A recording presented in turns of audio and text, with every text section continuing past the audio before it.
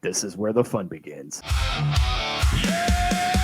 From the Ozark and nationwide, we live every game with Arkansas pride, breaking down the action, calling it like it is. This is where the faithful gather inside the Hawg pen. Pull up a seat, you're home inside the Hawg pen. Oh boy! What's up, everybody? Welcome to another episode of Season 10. Still can't believe it, MC. I still I know. can't. Yeah. Of Inside the Hawg Pen. I am your host, as always, from the Central Arkansas Hawg Pen, Razorback Zach, alongside my broadcast partner, my buddy, my co-host, and the glue that's professionally proven that holds the whole damn thing together. And he might be a C minus co-host this week. I don't know. C plus. C plus. We might be Yeah. C plus. Yeah, co-host. C plus. Right?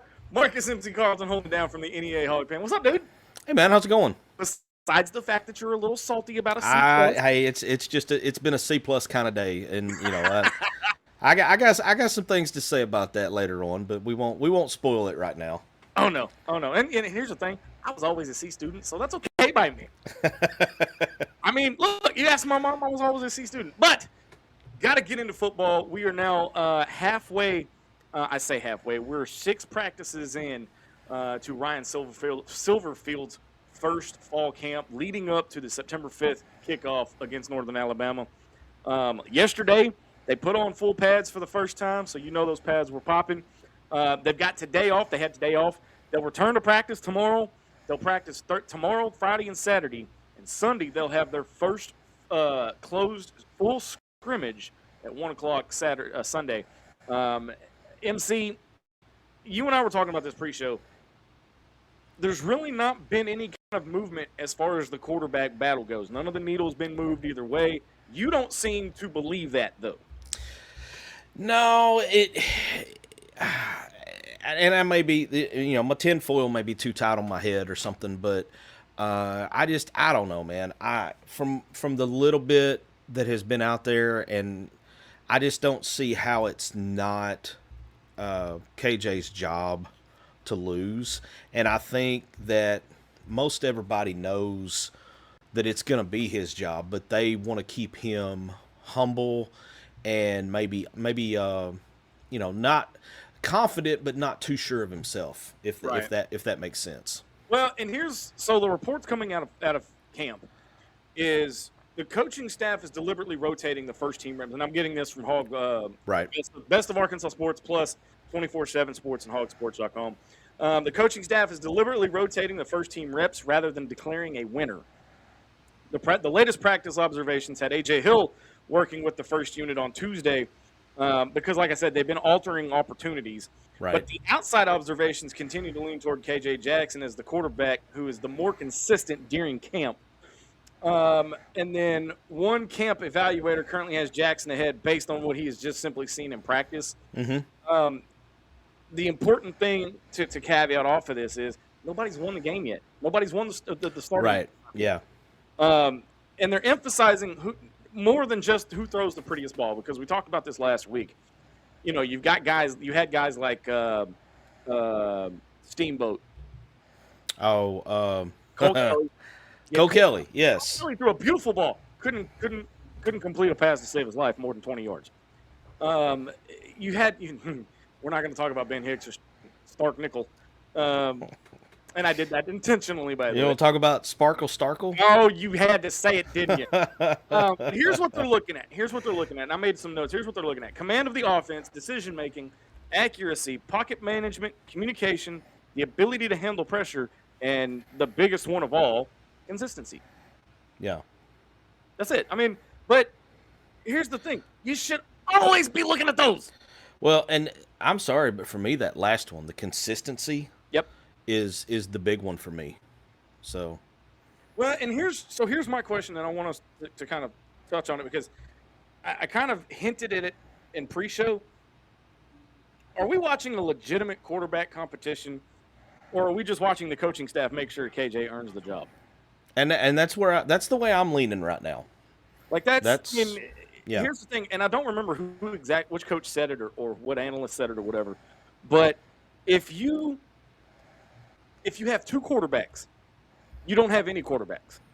And Yeah, if you have two, you don't have one. That goes all the way back to Bear Bryant. that's okay. All right. I knew it was a legend. I just couldn't remember which one. Yeah. But the thing about it, though, is the one thing Razorback fans don't want to see is they don't want to see if or on the depth chart for game day Right. at any position. I'm sorry. I just if you're a head coach, you need to make that decision and you need to stick to your decision. Mm-hmm. Like Coach Boone said, and remember the Titans. It is Yeah. your decision. You stick to your decision. Full pads, we finally get to see the real football, not just, exercises and scrimmages and everything else. Now, here's the interesting part. And like I said, I'm going off my notes here. The heat was brutal up there in Fayetteville. I don't know where it was. Oh, stop the presses. There we go. There's the answer to our question of if Facebook is working or not. Hold on. So What is up, Casey Sutton? She is ITHP royalty. She missed last week. What in the world? yeah, glad to see you in the house, Casey. Thank you. We were sitting here wondering if because we had some issues with Facebook last week, not bringing in the comments, and we were wondering if it was going to work this week. So thank you for being our little tester there to make sure that we do have Facebook tonight. And now we know. Now Yeah. we know. Knowing's half the battle. Yeah, well, now wait a minute. Hold on. Hold your horses for a minute. All right. But the heat was brutal. Reports put the heat index around 102, 105, depending on where you were in practice, what point of the day practice was and everything. But the biggest thing wasn't the weather. You know what the biggest thing at practice that they saw? The physicality. It was The physicality of the football. physicality. Okay. So this was one of the in-game scenarios. Not in-game, but end-of-game scenarios. Right. For the first team. I'm going to give you the scenario, and I want to see what you think of it first. Oh, All boy. right? Okay. Arkansas ball at its own 39. 1 minute remaining. One timeout. Down by 5. You need 61 yards for a touchdown. Okay. My first initial thought, the lightning bolt that immediately hits me. Did we fumble? Well, I mean, yeah. That's my first thought. Did we fumble? Not did we go down the field and get the points. Did we fumble? Or, did we have some kind of shall we say less than intelligent decision making going on? Well, I'm going to tell you, that's a hell of a way to start your first full pad practice. that is a hell of a way to start your first full pad practice. Yeah. The defense immediately made its presence felt. On that first possession, A.J. Hill and the first team offense were hit with pressure almost immediately, and Quincy Rhodes and Steven Souls Jr. got home for a first down sack. So the defense won the battle in the in-game scenario. The defensive package was particularly interesting. Rhodes lined up inside at defensive tackle, Hunter Osborne alongside him, Steven Souls and Charlie Collins coming off the edges. That's a lot of speed and pressure coming at an offensive line. Yeah,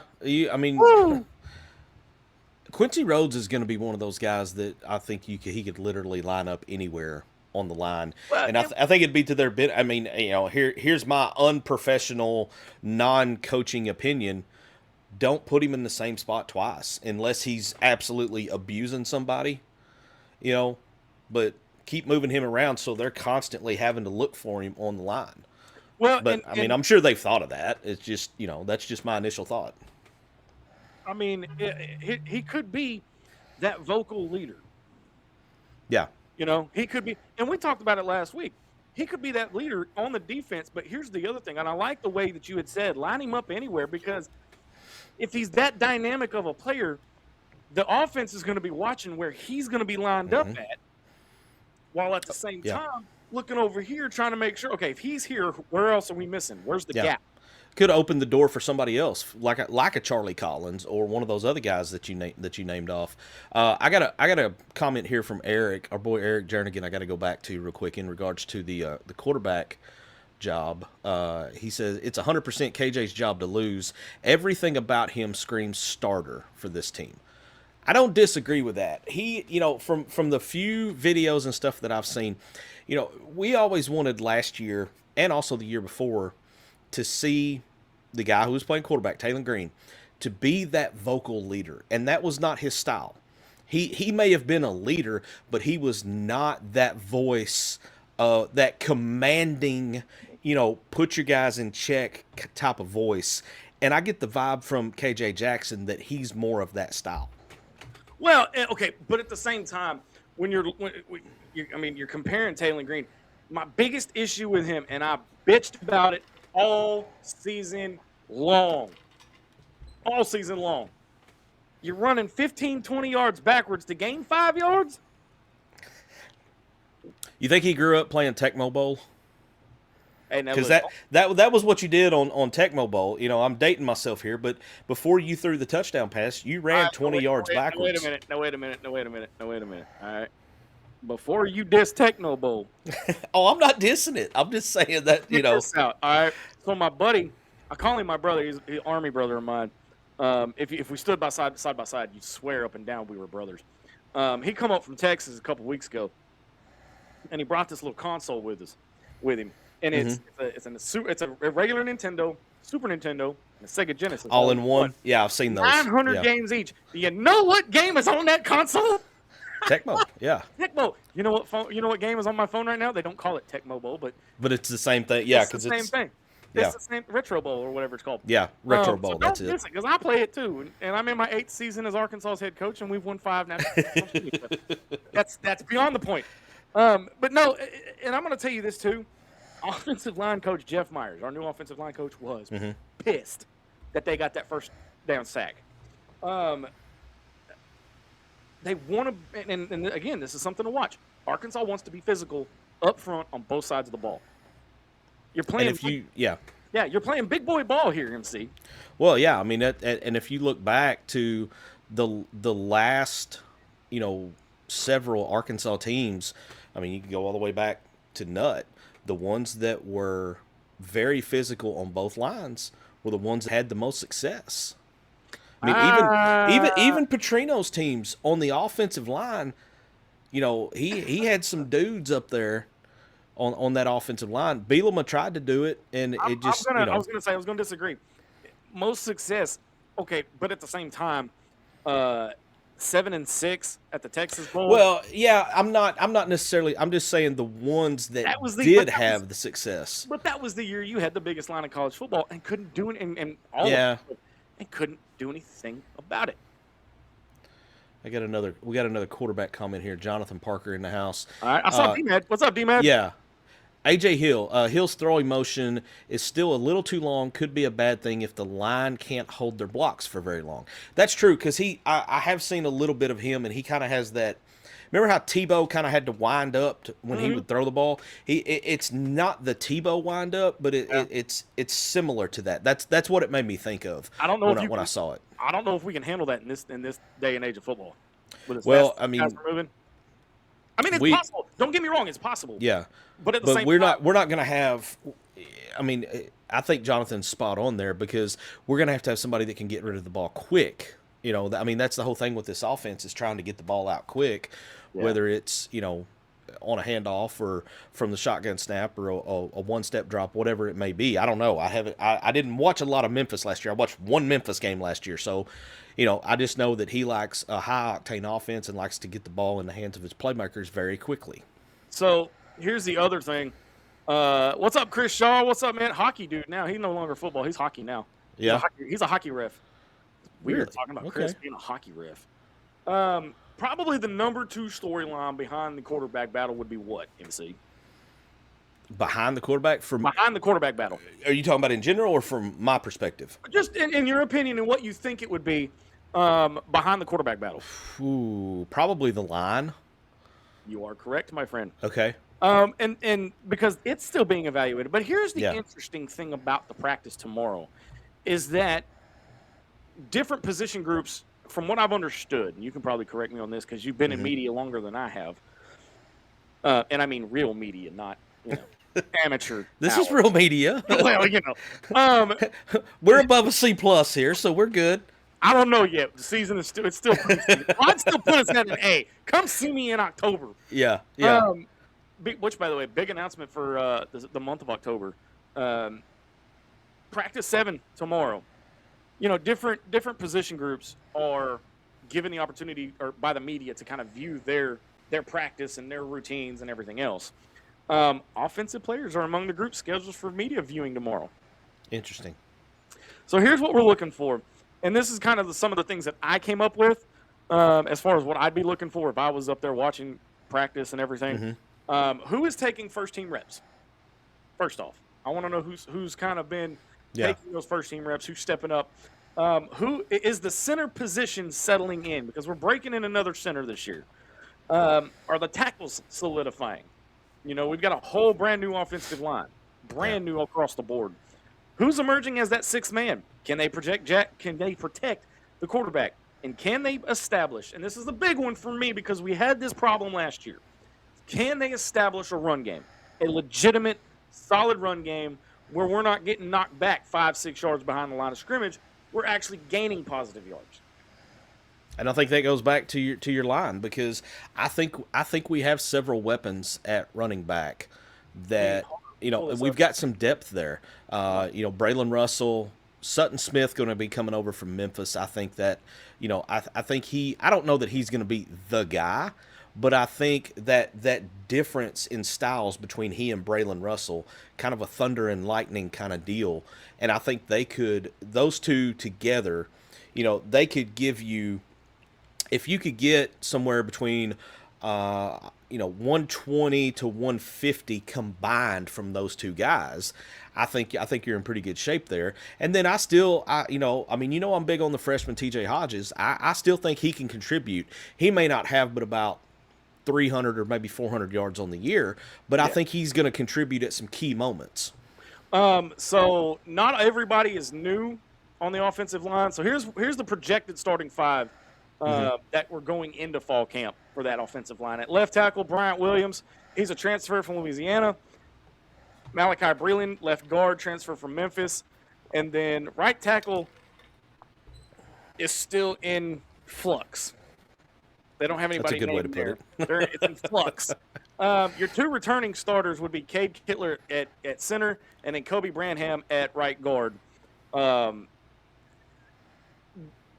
So if it's not a brand new offensive line, but it is significantly reworked.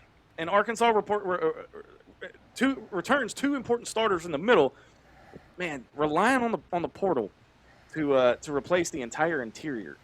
That's the name of the game now, man. That's literally what everybody does is lives off the portal. Yeah, and I miss those days. I really. But you do it for depth. They do it for depth. I mean, not necessarily. You're gonna have some starters, but you're not gonna. I mean, the majority of what the good schools are getting, they're getting depth is what they're getting from the portal. Yeah. Now, here's the hard truth about the offensive line. All right. It don't matter who in the hell is on that offensive line. It don't matter who the quarterback is. If the line can't protect him, you could put John Stephen Jones back there again, and it don't matter who the hell is on that offensive line. If they can't protect anybody, we're in trouble. Here's the thing: we're in trouble if we can't protect that quarterback. And I'm gonna. Where's D-Man when I need him? My hot take for this offensive line going into game one: 0 sacks by the opposing. Yeah, you can't give up sacks to Northern Alabama. If you give a sack up to North, and again, sacks happen, miscoverages happen, accidents happen. I get it. Everybody's human, okay? But if you come out and you give up a sack to Northern Alabama, we're in trouble. Yeah, I would agree. Jonathan Parker comes back. I like how the D-line coaches didn't just do coach speak in their interview yesterday. Did you? I don't know if you happen to see any of that. I caught some of it. I'm still getting caught up. DJ Williams was talking about it on 4th and 5. They have a new show that they do in the mornings now. If you haven't caught it, I recommend it. It's pretty good. But they were talking about it, and there was a comment made by the coaches that stuck out to me because they were being asked. There were 2 defensive coaches in there, and I don't know this staff well enough yet to recognize them by their face. But anyway, 2 defensive coaches, and the question came up, who is standing out individually? And they had nobody.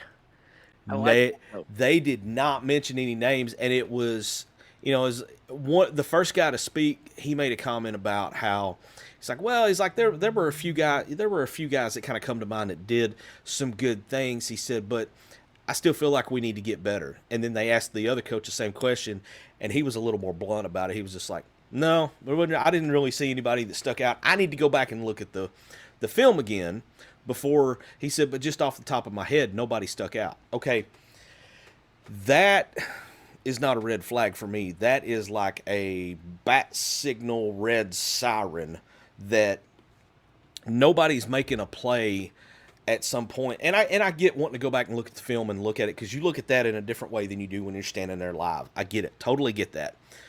But if there was not a single play through the whole session that made the coach go, oh, okay, all right, I see you. I see you 45, or I see you at 19.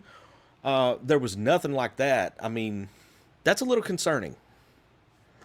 You remember? I guess it was it the year that we went to the Outback Bowl, where, and this is where D-Mad comes in handy because he's the young buck of the group. Yeah. Where we dropped 3 and rushed 8, or dropped 8 and rushed 3, didn't dropped we? 8 and rushed 3. Yeah. Dropped 8 and rushed 3. Was that year? Maybe. Here's the thing. Here's an interesting stat I just came across. If Arkansas can consistently generate pressure with 4, that defense is going to look very interesting this year. Yeah, especially if we can mix up schemes. Man, I just don't know. I mean, I don't know that you can get pressure with 4. What it's going to take. Right?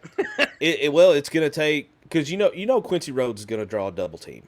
He's going to draw a double team, and that's why I want him. I mean, again, he is an lineman, but if you can do a trick play and line him up at linebacker, dude, do it. Just something to make the defense always be looking for him. I mean, that's what you got to do. Absolutely.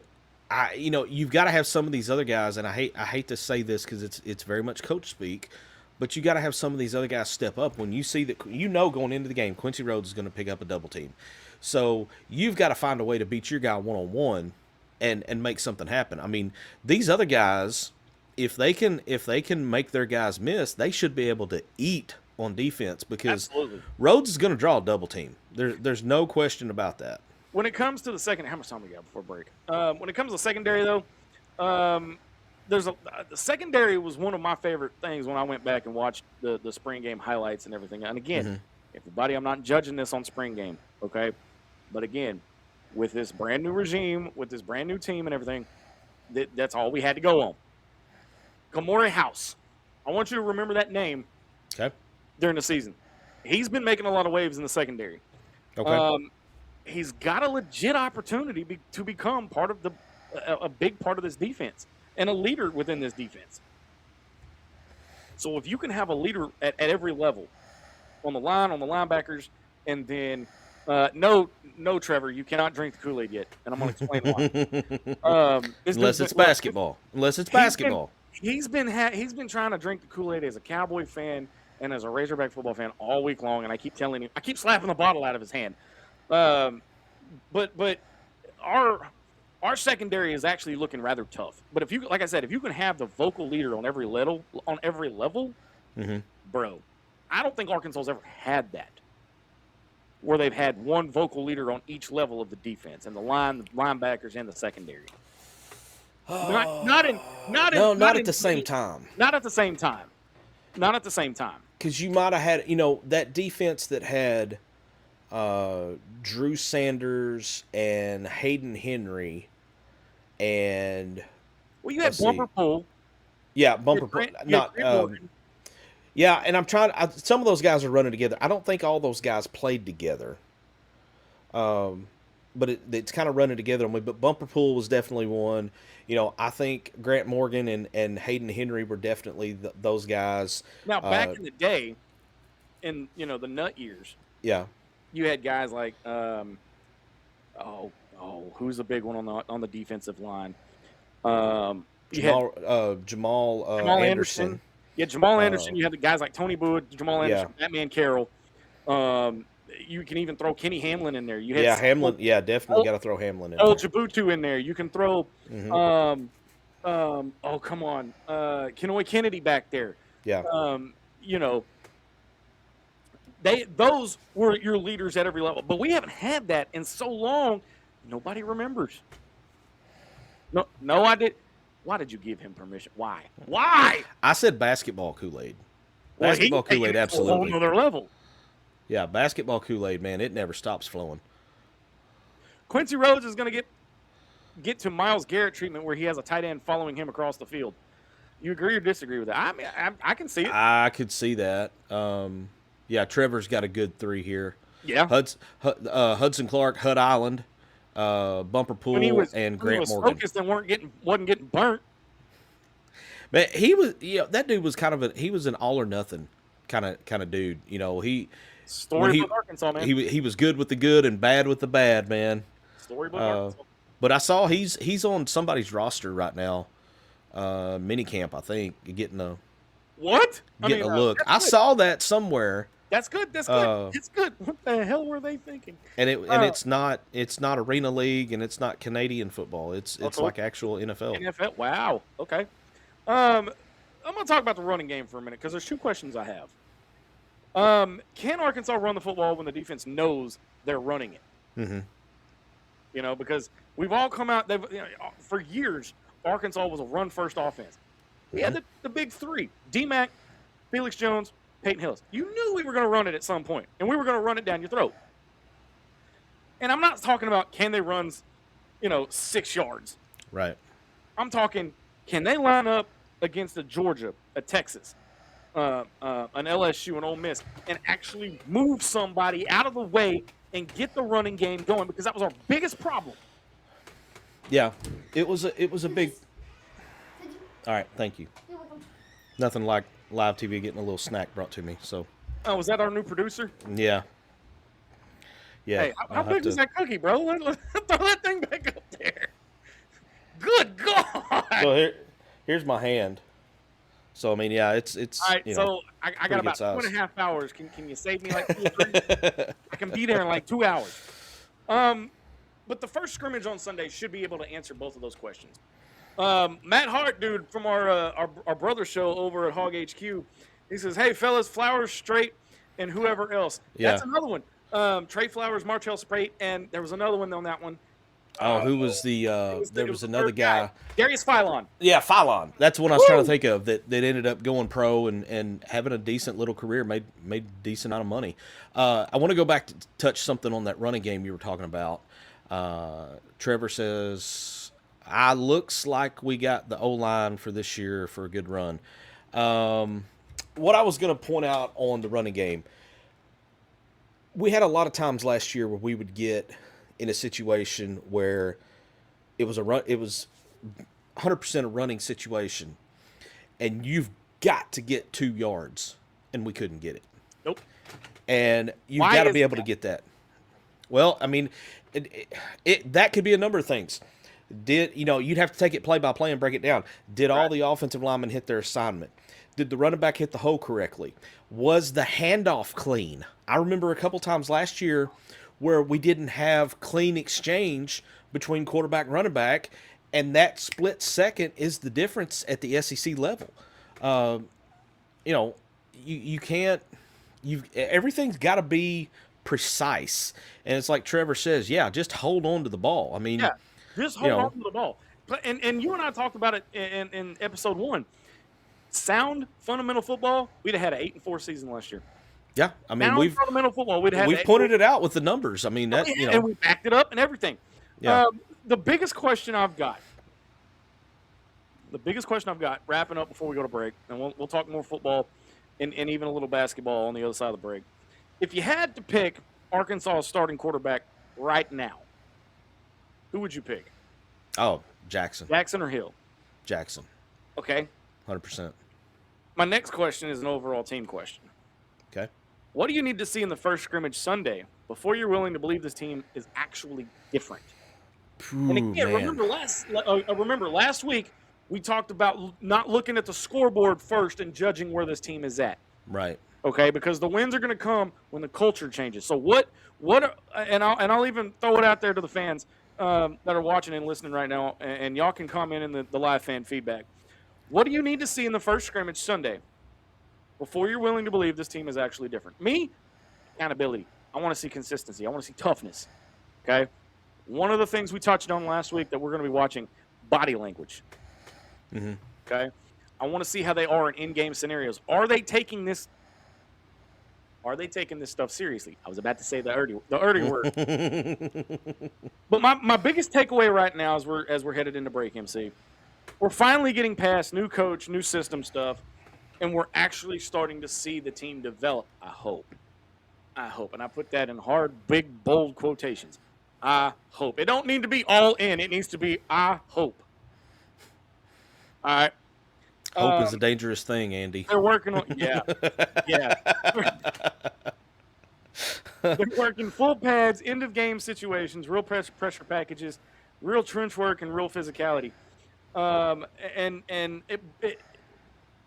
got 4 questions on the other side of the break that we're going to talk about before we get to basketball. So right now we're going to step away. I'm going to catch my breath. MC's going to tell me to shut the hell up. So I'm going to eat my cookie. He's going to eat his cookie. And we'll be back. You're listening to Inside the Hog Pen. Back right after this.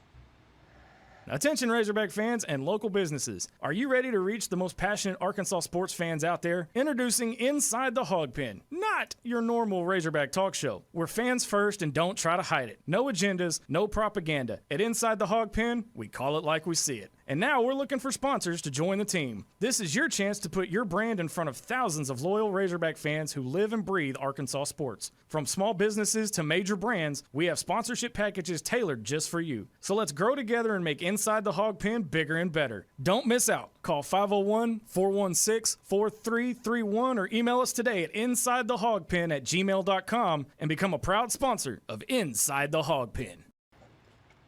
All right, welcome back to Inside the Hog Pen. MC's got a mouthful over there. Almost got it eaten. Almost. I'm telling you, you got to run that big break when you got something. Yeah, no doubt. I should have run the extended one. Yeah. We're saving that one for football season because it's preseason. You can only do so much. Okay, so before the break, I talked about 4 questions that I had. That all of this boils down to in the first 6 practices, and it boils down to who is QB1. Okay, look, I'm gonna be honest with you. I don't give a damn who it is, as long as they can move the football. Yeah. If you get out there against Northern Alabama and you can't move the football within the first 3 series, and I'm not talking, oh, it's 3rd and 5, oh, it's 4th and 2. No, I'm talking, march your ass down the field into the end zone and make it look easy. Let me ask you this. Let's say we come out, we win the coin toss, we take the ball first. Okay. Versus Northern Alabama. I don't like that. I don't like that. I don't like where I'm going because I could see this happening. What's the mindset going to be if we go 3 and out on that first offensive series? Okay. Because we're like I pointed out last week, man. We all got the PTSD. We are all extremely damaged. This coaching staff doesn't, I said it last week, Silverfield doesn't understand the PTSD that is involved with this fan base. And that's why he keeps saying about this, don't look at the past, don't look behind you, because it doesn't have any bearing on what we're going to do going forward. Get that, love it, agree with it. But, man, the PTSD is strong. Well, okay, so here's the thing. Hashtag. Here's my thing, all right? First off, I'm going to be there September the 5th. Ooh, you're going to roast. Big thanks to Harris Made Chef Services for making that happen. Oh. But, speaking of. There he is. What's up, James? There's our boy right there. Here's my thing. I'm going to be one pissed off Hog fan. However, if they somehow go 3 and out on the first drive, I'm okay with that. And here, let me explain why. Okay. All right. Select their cards. First game, first live drive that they're not hitting each other. They're going to get their feet wet under them. Okay? You got to give them the pass the first drive. Okay? If they start moving the ball, put that up there. Way to stop me in my track. No, I'm not. I'm not going to do that. You have my word. I'm not going to do that. although it does sound like something I've done in the past, but we're not going to go there. Realistically speaking, though, you give them that first drive to kind of get settled in, to kind of get their rhythm. But if you're halfway through the first quarter and you're still struggling to move the ball, I wouldn't say hover over the panic button just yet, but you've got to make sure that they're making the in-game adjustments and at least playing sound fundamental football. Look, should I say inferior competition? Because we don't know exactly where this team's going to be. It's supposed to be inferior competition. But at the same time, you have – I mean, I would not completely panic on the first drive if by some weird happenstance they go 3 and out. I wouldn't say that I'm going to panic, but you're definitely going to see me doing my best impression of that Ben Affleck meme where he's standing outside burning the heater like – Oh, no, it'd be one of those. If they pan the crowd, you're going to see me doing this. Yeah. Surrender Cobra will have a lot of appearances early if we go 3 and out. I promise you the season won't be over. Now, the flip side of that. I was just going to get to it. Go ahead. Come out that first drive, and let's say 3 plays, 75 yards, 7 points on the board. Let's not schedule the parade just yet. You know, we got to find, because I'm the same way. Okay, when I say Hog fans, I'm including myself in this. Okay, we as a collective group, we are all or nothing. There is no middle ground. It's either we are winning the $1 billion Powerball, or we are in absolute hell. One or the other. There is no in between. I didn't buy a ticket for that Powerball. All right, lay off. I didn't either. Because believe me, I wouldn't tell anybody. I'd take the anonymity clause or whatever for however long the maximum thing was. But there would definitely be signs of me winning that lottery. I'm just crazy. I've been on vacation all week, so I'm a little chilled. So question number 2, regardless who quarterback 1 is, can the offensive line protect him? Because here's the thing: if everybody remembers KJ Jefferson's last year, the offensive line didn't respect him. Not at all. Oh, but he broke all these records. I don't give a damn. Nobody's going to remember that until they look at the record book. Exactly. Nobody's going to care what his records were. That's what he said, because they're going to look at their season record and they're going to go, well, he only went 4 and 8. Yeah.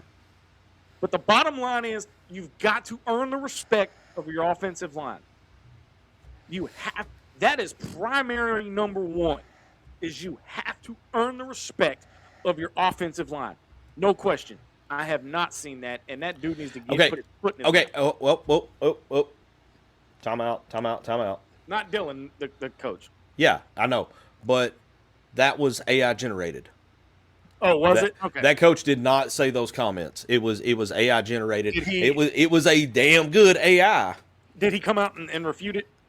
No, but it was or was there, there was some telltale signs that it was not on the up and up.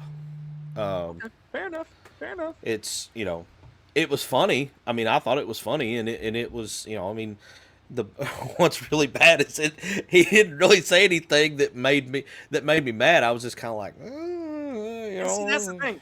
Everybody keeps trying to talk crap about Arkansas, and we're like, we're going to agree with you because that's what we are. Yeah. We can't even back it up. I mean, that's like us Cowboy fans. Well, number 3, can this defense create pressure and turnovers? And number 4, can Arkansas run the football when everybody knows it's coming? Yeah, and that's the one we talked about. The situation where it's 3rd and 2, and you're on one of those momentum swinging drives early in the 4th quarter. Can you get the yardage you need? So I'm going to ask the question, and I'm pretty sure D-Mad's going to drive up to my house and just kick me in my forehead. And I mean this almost as a joke. Do we see the return of the Wild Hog? I don't think so, man. I don't. Look, did he really just ask that? Yeah, no, I didn't. But again, and that's again when you've got a team that doesn't know their own identity, when you have Yeah. a fan base that doesn't know the team's identity, you're going to start grasping at straws before that first game and go, okay, what are we going to look at here? Are we looking at an I formation? Are we looking at a wishbone? Are we looking at, off tackle? Or a pitch? What are we looking at? Goal line status, a goal line situation. I mean, wouldn't hate it in a goal line situation, but outside of that, I don't think it'll. I don't think it'll happen. Sorry, I saw something here that said Arkansas and national champion in the same sentence, and I got distracted.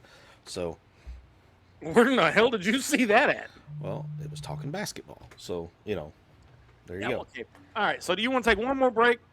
And then Yeah, we can take another one. Kind of close out football. What's your final thought on what are we in? This is what day ever this was of This was fall camp? Scroll back on up here. 4, 5, 6, something. This is practice 6. 6, 7. Of 25 practices. Okay. So the rest of this week is your full pads on the 11th, which was yesterday. You're off today, and then 8, 9, and 10 are Thursday, Friday, Saturday. Or practice 7, 8, and 9 are Thursday, Friday, Saturday. And then Sunday is your first scrimmage. And you've got 25 total practices over 29 days before the season opens. Now, with that scrimmage being closed, is it closed to the media or just closed to the public, or do we know? We don't know. It Okay. just says that this is going to be their first scrimmage, first fully closed scrimmage. Okay. So whatever comes out of there, Yeah, I would imagine it's going to be closed. the message is going to be controlled of what comes out of it. And here's what I hope. Because I was sitting here thinking, what's the one thing that I wanted to see Sunday out of the scrimmage?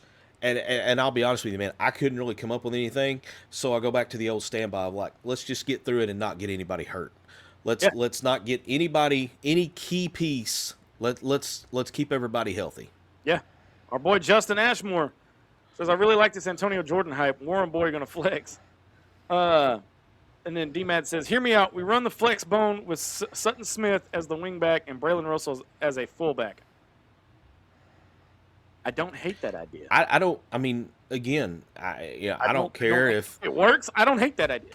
If it works, I don't hate that idea. I don't care if we line up in the old Don Campbell Diamond T formation. As long as it works and we score points and we win, that's all I need.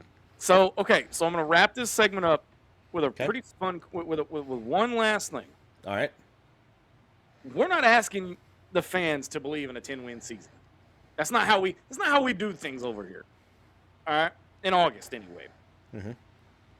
We're asking you to identify the foundation of this team. So what is this Arkansas team going to be able to hang its hat on in December? I'd say January, but come on. I mean, I don't know. I mean, we may have a better idea. It may take until the Utah or the Georgia game to try to figure out, okay, what is this team trying to be known for? Are they trying to be power? Are they trying to be, finesse? Are they trying to be defensively led? Because I just don't know, man. And I don't have any way of taking even an educated guess at this point because there's just too many unknowns. There is, and that's, again, at the same time that we can sit here and break down all these other pieces and say, this is the position's, skill set we're going to look at. This is the guy we're going to watch. We're going to have a better idea, and we'll have a lot more answers the week of the Utah game. So y'all are going to want to tune into that one because I may be in a straight jacket if things don't go well. I may be in here doing one of these things. Well, and man, if that game goes well, and we decide to do post game, it may be a breakfast edition of Inside the Hog Pen because with that game not starting until 9:00, I mean you're looking at about midnight, 12:30, 1:00 before it's over with. Think about it this way, y'all. How many of y'all have been with us for 10 years? All right, and I want you guys to think about this. Hog Pen After Dark. ITHQ After Dark. It is not for everyone. Mind blown. Let's just put mind blown. Anyway, we are going to get to the C- section of the show, or C+ section of the show coming up. Oh, We're going man. to step away and take a break, and then I'm turning it over to MC because he's not very happy with the C+, and we're going to explain what that is on the other side of the break. You're listening to Inside the Hog Pen. Back right after this. Attention Razorback fans and local businesses. Are you ready to reach the most passionate Arkansas sports fans out there? Introducing Inside the Hog Pen, not your normal Razorback talk show. We're fans first and don't try to hide it. No agendas, no propaganda. At Inside the Hog Pen, we call it like we see it. And now we're looking for sponsors to join the team. This is your chance to put your brand in front of thousands of loyal Razorback fans who live and breathe Arkansas sports. From small businesses to major brands, we have sponsorship packages tailored just for you. So let's grow together and make Inside the Hog Pen bigger and better. Don't miss out. Call 501-416-4331 or email us today at insidethehogpen@gmail.com and become a proud sponsor of Inside the Hog Pen. There we go. All right, welcome back to Inside the Hog Pen. Razorback Zach, Marcus, MC, Carlton, no offense to our brothers over at Hawg HQ because they're triplets. We're the dynamic duo. Yep. All right, dude. So you've got your C+ shirt on. Tell me why, because you don't look. You were not happy when you got this. C+. I mean, dude might as well have insulted my kid or my mama or something. Now here's the thing, and I said this at the top of the show. I'm a C+ kid. All right, I never made straight A's through high school. You can ask my mother, you can ask my sister, and even my ex-best friend. I didn't have it. So why is a C+ so bad? What is it that we got a C+ in? Is it the football team? So, all right, I'm gonna put this graphic up off of Twitter, X, whatever you want to call it. See if we can blow that up. There, MC. Yeah, I'm trying to blow it up a little bigger too. And it's, hang on one second here. Let me see what I can do before I put this in because I want everybody to be able to see this. Okay, that's about as big as I'm gonna be able to make it get. That's what she said. So I was not. No, you didn't. No, you didn't. So this is from the Field of 68, which everybody knows is Jeff Goodman, not necessarily somebody who is a big Calipari fan, and Rob Douster. I've never heard of Rob Douster. I was thinking Dauber off of the old Coach show, you know, the guy that always walked around going, doo, and he's the voice of Patrick on SpongeBob, because this take is about as dumb as something Patrick from SpongeBob would say. Have you ever seen somebody get the #1 recruiting class in the country and get an off-season grade of a C+? I have not. This is a first. Goodman's B+, I think that's a little low as well, considering you had the #1 recruiting class in the country. You got one of the top guys out of the portal in Jeremiah Wilkinson.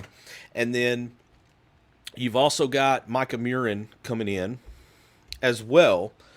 I would like to, and I haven't watched the video on it to see if you know, Sir Robert tries to justify his stance of the C+, but you know, I think this is just simply those guys, they're doing one of two things. They're either trolling, you know, trying to, because they know how crazy Arkansas Twitter is and they know how we will respond.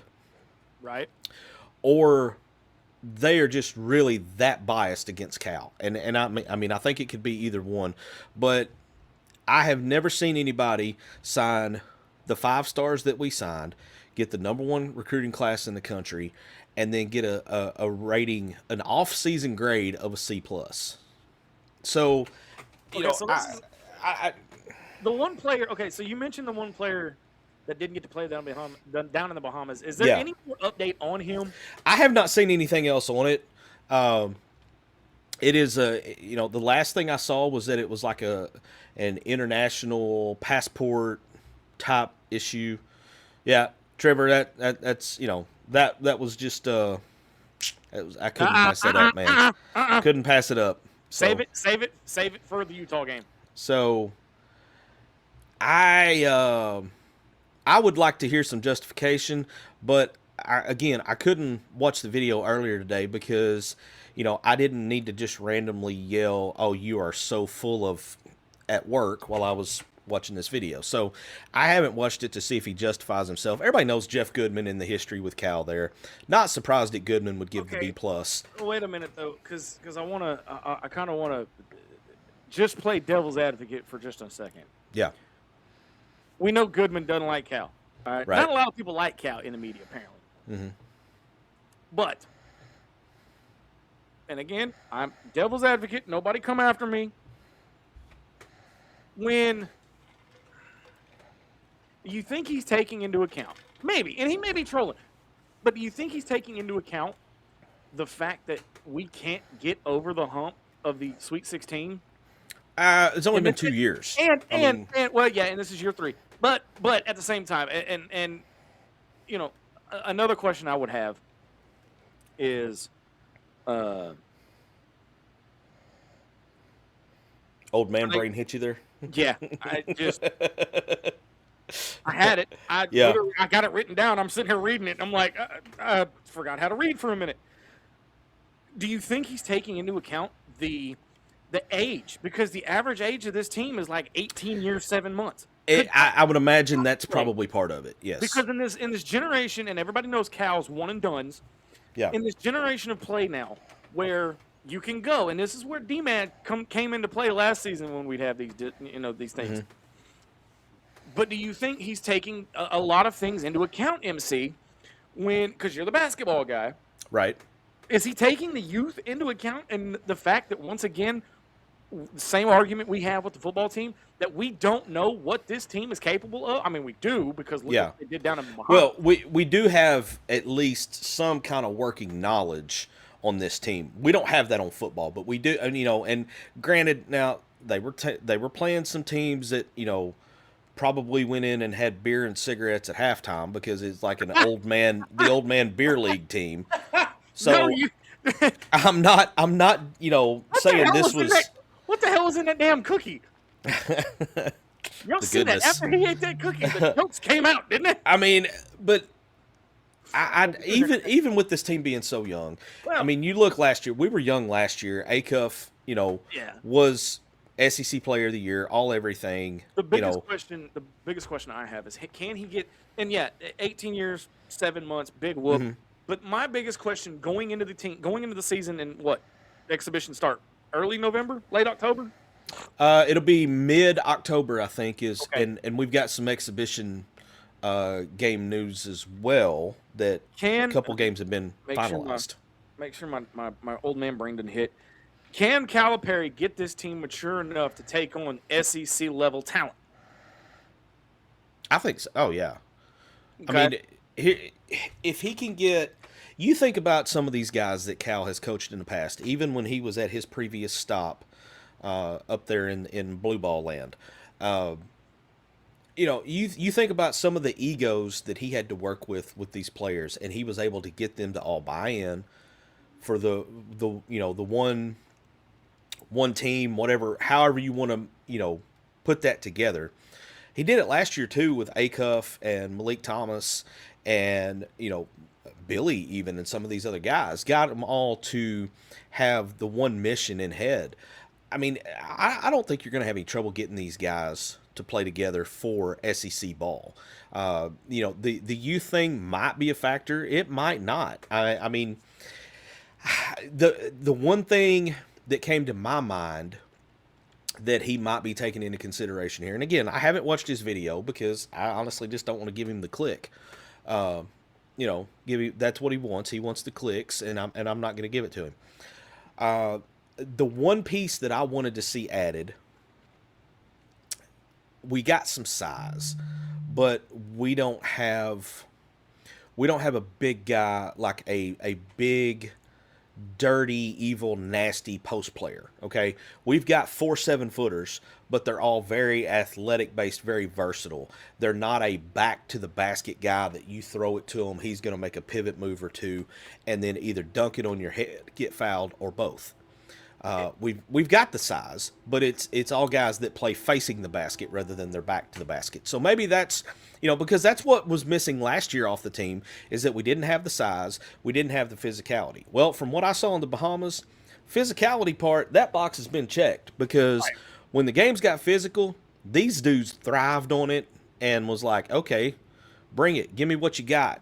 But again, we'll just have to wait and see. Do y'all hear a train? I keep hearing. Is that on your end or mine? That's on my end. I live a half a mile from train tracks, and okay, I thought I was losing my mind for him. I was like, okay, no, that's me.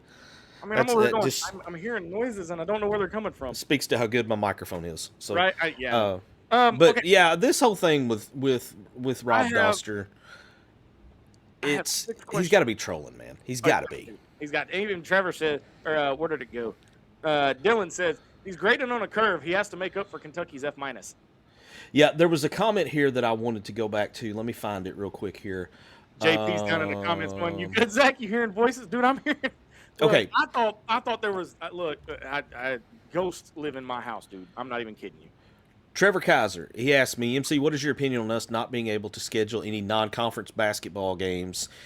I assume he means in Bud Walton, and we have 2 and just straight into SEC play. I don't like the fact that we can't get anybody to come to Bud Walton, but you can't force them. I mean, are they scared? You think they're scared? Well, I think it's maybe they don't want to agree to the term. Cal probably wants a home and home, and I don't know that these guys want a home and home. They, some of these teams that they call in, they probably want like a 2-for-1 or something. Right. And I'm with Cal on this, man. I would rather go play a neutral site game than to give somebody like Michigan State or Gonzaga or come down here and kick whoever. I mean, no, you're not going to get a 2-for-1 from us. We're not at that level where we have to give you a 2-for-1. No. Would I like to see some of these games in Bud Walton? 100%, absolutely, because they're not coming into Bud Walton and leaving with a W. It's not going to happen. But if we can't get it, the neutral site games don't bother me as much as they do everybody else, because when it comes to your Ken Palm and all that, the neutral site games, if you happen to lose those, it doesn't hurt you as bad as it does losing at home. I will argue with you that if we have the same officiating crew that we had during the Kentucky game last year at Bud Walton, I will lose my ever-loving mind. Yeah, but we didn't help ourselves out any in that game either. No, we did not. No, but they didn't do anybody any favors, because I thought Calipari was going to come out there and try to fight. Well, and if I remember, the officiating in that game was just poor all the way around. It was crap all the way around. What killed us was there was about a 3.5-minute stretch there in the second half where it was so ironic, because that game last year, Kentucky did to us what we did when Cal went back to Rupp for the first time. The situations were so similar. We were the higher ranked team with them coming in. They were struggling, needing some kind of win to kind of turn their season around. They got it. That's exactly where Arkansas was the year before, if you remember. Yeah. That was where the whole thing of they put us in the coffin, but they forgot the nails. That's where that started, was with that Kentucky game. And, I mean, I just think, this is going to become, as long as Cal is here, this is going to become one of those games that you really can't predict, because when it appears like one team is superior to the other, that's when it's going to get flipped on its head, and it's going to be way closer than it should be, because somebody is, as I have some family members that would say, they're going to play out of their ass. Yeah. And it's just going to happen. But here's the other thing too, and that game kind of goes along with our tagline. This is where the fun begins. Yeah, it definitely is. So I have 6 questions for you coming out of the Bahamas. Oh, okay. That 6. I want you, all right. I did. I actually did my homework. Wow. I actually did my homework. And it's first I'm hearing of this too, so this is going to be blunt and straight off the top of my head. Yes. Now, question 1: are you buying what we saw in the Bahamas? Are you just pumping the brakes because it's the summer league competition? I am. Let me see. Ooh. I love being able to do this. This is so much. That's a fun question right there, because to me, it justifies the hype around some of these guys, Okay. like Jordan Smith Jr. You know, all I had seen of him was some of the high school all-star games that he played in. Well, we all know the all-star games, okay, and nobody takes those seriously. I wanted to see him out there, even if it is against a little bit inferior competition. What is he like when the lights go on? You know, is he a beast? And that dude's a psycho, and I'm here for every bit of it. All right. Now, by the way, for those that are watching my facial expressions, my phone is lighting up because of what happened a few minutes ago when I was hearing stuff. There are people that are sending me all kinds of gifts and everything going, dude, this is what you look like on camera. And it looks like some of Steve Buscemi's characters that he's played over the years. Question number 2 for you, and this is kind of an opinionated question for you, just so I can see where your head's at. All right. Who do you think is going to lead Arkansas in scoring this year? I mean, everybody knew going into last year would be A-Cup, followed closely by, Malik Thomas. Thomas. You knew who was going to be your scorers going in, at least going into conference play. But as of right now, as it sits, who do you think would be the Arkansas's leading scorer? Well, there's a lot of minutes to go around here, or there's a lot of guys that are capable of leading this team in scoring. I kind of think I think you're going to see several different guys over the course of the year, but the most consistent one I think you're going to see is probably Jeremiah Wilkinson, the transfer from Georgia. I'm writing this down. Now, I think you'll have several games where it's Jordan Smith Jr. or possibly J.J. Andrews or Micah, bearing that he gets eligible, which I think is going to happen. I'm not concerned about it. But I think Jeremiah Wilkinson is probably going to be the most consistent scoring guy. So every year, quick question number 3, every year you kind of pick out the guy. Yeah. You made a comment, I want to say it was last week or week before. One of those, because we've only had 3 shows, where this was the most physical you have and closest that you've seen the 90 minutes of hell. Yeah, 40 minutes. 40 minutes of hell from the 90s than this team. But I want to ask you, is Billy Richmond, and I'm going to go ahead and give you my, is Billy Richmond prepared and ready to be the guy? I don't know that he's going to be the guy in terms of being like the leading scorer. I think he is going to be the guy as far as maybe being that vocal team leader that kind of sets the tone. Like, how many times have we seen him go diving after a loose ball, recover it, get it off to a teammate, and that teammate either gets a dunk or gets fouled or whatever. Right. I think Billy is still going to be Billy in terms of making those top plays, but here's where I think this team is different. I think the other 4 guys on the floor, no matter who they are, with the exception of a couple, I think when they see Billy make a play like that where he's sacrificing his body for the ball, they're going to want to go and do the same thing or get a defensive stop. The biggest thing that I have noticed on this team, and I noticed it immediately when they hit the floor on that first game, these dudes are physical and they love to play lockdown defense. Well, even you said that one of the guys took a charge, popped up, and was like, okay. Yeah. He took a shot, man. I mean, he took an absolute shot. And he popped up and was just like, all right. Question 4, which freshman has the best chance to crack the rotation immediately? Like, who do you think? Oh, Jordan Smith Jr. Yeah. Yeah. He will start. He will start game 1. Let's just hope he doesn't have right knee management.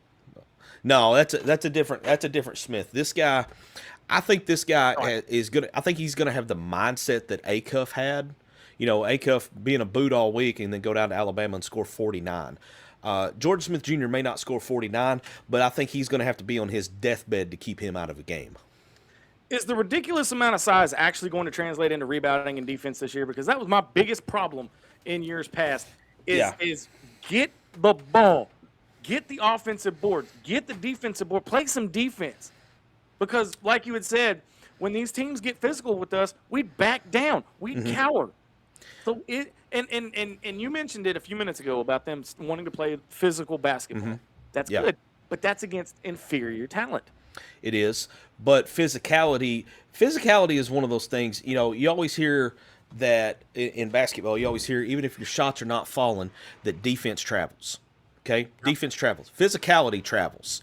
You can play physical if you're shooting terrible, and maybe your defense is not where it's going to be. You can still be physical and battle for rebounds and battle for loose balls. That travels. These guys are going to have the physicality, and as far as the rebounding goes, you know, one of the things Cal said that he saw in the Bahamas that they need to work on, and he called out a couple guys. He called out Cooper Bowser and Origu, is that they need to be able to rebound the ball. Caleb Ourigou, Origu. That's what I'm going with. If his name is Origu, I'm starting to call him Ogre. I don't care. Okay, Caleb Ogre. You know, There you go. the freshman. He's 6'11", 7 foot, whatever. So is Cooper Bowser, the transfer senior. But he said those guys need to be able to rebound outside of their immediate range. And that means they need to be able to watch the ball and go figure out, you know, kind of the whole Dennis Rodman thing, to where you're watching it and trying to figure out where it's going to bounce off. Right. Rebounding will be better. I really think everybody's going to be surprised if you didn't watch these games. But when we get to the exhibition games and you see the physicality that these guys play with, my only concern is that we may be too physical and fouls may mount up. But the difference between last year and this year is that as long as Micah gets eligible, I feel like we are legit an 11, maybe 12 man deep. 3, 6, 9, 10, 11, 12. I mean, I think we could easily be 12 deep of guys that will really get significant playing time. So I usually don't give takes on basketball, but again, I've done my research, I've done my homework. MC, disagree with me if you want to, agree with me if you want to. Don't judge this basketball team based on what happened in the Bahamas. Judge it by what you saw underneath the results. Well, and you look beyond the score. You know, I was not looking at, you know, because I kind of figured going in, like, okay, these games are going to be, you know, these are going to be blowouts. They're going to be, you know, there's a significant difference in talent. What I wanted to see was, no matter how talented you are, it doesn't take any talent to play hard. It doesn't take talent necessarily to rebound and play defense. That's hustle and effort and having your mind right. Right. And these guys went into it locked in. You know, there was one game where they started pretty slow, and Cal went in and laid a little motivation on them at halftime, and they come out and opened the second half of that game on, I don't know, it was like a 19-2 run or something, forcing turnovers just left and right. Now, they were letting them play pretty rough in this, but I like that because as we pointed out, and we all saw it last year, physicality. You know, you could bully the team last year. That was a good team. It was fun to watch, but you could bully them. You're not going to bully this team. It's just not going to happen. Well, the most encouraging thing is the youth, the young talent. Yeah. My biggest concern is experience, and my biggest question is, where's the consistent scoring going to come from? I think you've got enough guys to where, because, you know, I mean, let's face it, last year we win as Acuff went. Mm-hmm. Fair? You know, because he was definitely the straw that stirred the drink. Jordan Smith Jr. can score. Jeremiah Wilkinson can score. Billy can score. J.J. Andrews is going to be a scorer as well. Of course, everything we've seen on Micah is that he's a big scoring threat as well. So I think there's enough here that if one guy or even two guys are having really terrible nights, I think there's enough scoring ability among the other guys that they can kind of pick up the slack, and we're not going to be pigeonholed a little bit like we were if Acuff had a really bad game or if Malik Thomas wasn't hitting his threes. I don't think we're going to be put into that this year. I agree 100%. Expert in nothing says size don't matter if you can't box out. That's very true. I've heard that come from you at least 3 different times. Yeah. In the last couple of years. And he says, where did it go? He said, young men looking like grown men this year. JP says, we have fouls to give this year. And then JP also says, totally agree, MC, he's going to have to be the engine. Yeah. Again, exhibition starting in a couple of months. We're gonna see where Yeah. this team stands. But I was right looking now, for. I saw something come out the other day. I think it's like October 28th, right around there. Memphis is going to be in Bud Walton Arena for an exhibition game, and then prior to that, I saw. I don't remember the date on it, but Arkansas is going to go to Allen Fieldhouse at Lawrence and play Kansas in an exhibition game as well. I wonder a couple. I wonder a lot of things actually, but I wonder if Bum's going to be at that game. I don't know if he'll make the trip over to Fayetteville or not, with it being a weeknight game. Okay, yeah, that's true. Real quick, October 10th will be our 6th year as MCs of not this MC, Yeah. the other MC, the actual master of ceremonies for the Litter Oktoberfest. Gonna be back this year. It's gonna be fun. I'm excited, and I'm hoping and praying this guy will be able to meet me there for the first time. And I would like to, man. I think it'd be fun. I think it'd be a lot of fun. I'll have more details as we get closer. But final thoughts as we get out of here. MC, we'll start with you, buddy. We're a week closer. I will say this. I'll use this as my final thought. There's a lot of unknowns about Coach Silverfield and this staff and this team coming into this year. I've been working with quite a few high school teams lately, doing high school media days and a few things like that. Right. And I got a chance to ask a couple of these high school coaches, some of these guys that have been around the game a long time and had players recruited. I just asked them, hey, give me your thoughts on Silverfield and what you think is going to happen at Arkansas with him.